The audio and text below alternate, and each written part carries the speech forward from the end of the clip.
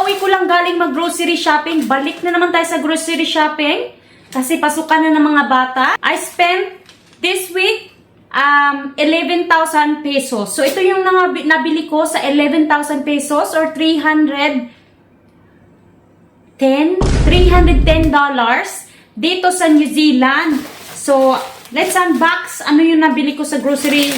So, first stop natin is meron ako ditong luncheon. Ito yung parang cold meat. So, piniprito ko to para siyang beef loaf. So, nilalagyan ko na siya ng rice. Meron ako ditong prawn cutlets. So, ito yung mga peeled na. So, I have here mince. Meron akong pork. So, at the moment, medyo mahal yung mga meats dito sa New Zealand. Especially yung beef. At meron din akong bacon. Yogurt at saka cream cheese. So, meron tayong i-experiment sa mga bagay-bagay na to later on. Meron tayo itong cheese. So, very important ang cheese sa buhay namin dito. Kasi paborito yan ni Mister. So, ako hindi talaga ako mahilig ng cheese. Kasi hindi naman ako nag-grow up ng cheese, no? So, wala kaming cheese before. Even cheese lang. Tsaka minsan lang pag may holiday o may okasyon sa bahay. So, hindi tayo nakikita ng cheese everyday. So, meron na ako ditong chicken meat. So, ito yung manok. Meron akong another cheese, sliced cheese. Sliced cheese para sa mga bata. Next up, meron tayo itong half cross bun kasi malapit na pala yung Holy Week.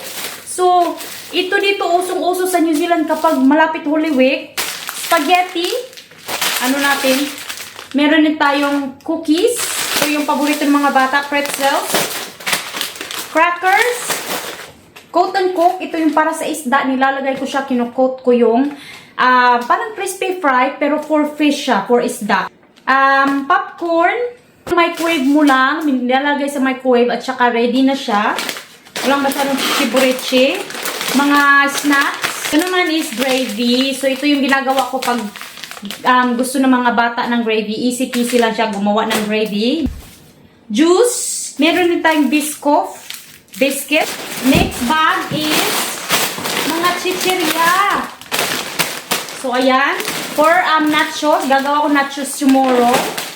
Cheetos. Saka meron tayong pang lunchbox ng mga bata kasi balik na nga sila sa school. Lunchbox. Sugar. Bumili rin ako ng napakaraming Whittakers pasalubong natin sa family pag uwi natin Philippines. Coca-Cola, kape, coffee, tuna. So, ito yung favorite ko na tuna. Napakalaking toilet paper. So, hindi sila mahilig dito sa tabo. They use toilet paper.